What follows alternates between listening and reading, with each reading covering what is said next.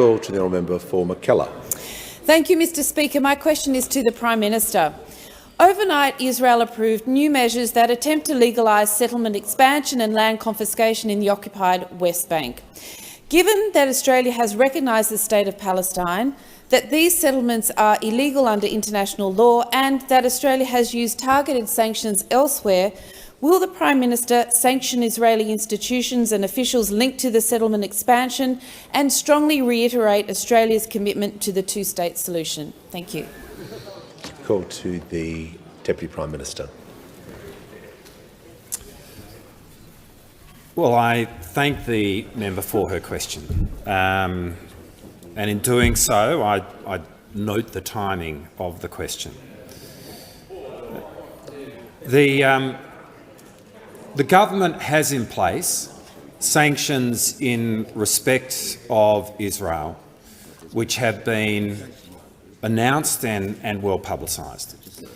But underpinning that has fundamentally been a position which has been held by this government, which is consistent with governments of the past from both political parties of supporting a two-state solution. A two-state solution which on the one hand provides for the legitimate aspiration of the Palestinian people to have statehood, but which on the other hand also provides for the people of Israel to be able to live with security. And that continues to be the position that our government has held.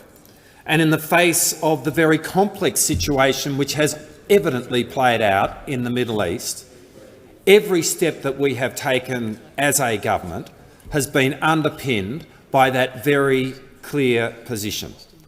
Now, in saying that, it is also important for me to acknowledge on this day that we have in this country the head of state of one of those states, the State of Israel. And his visit to our country is an important visit. At the invitation of both the Prime Minister and the Governor-General, it's an important visit on its own terms in respect of the bilateral relationship between Australia and Israel. But obviously, in the context of the tragedy of the Bondi massacre, his presence in Australia today is very significant for our nation and particularly for our nation's Jewish community. And in that respect, the President of Israel is here today and during this week as an honoured and welcomed guest.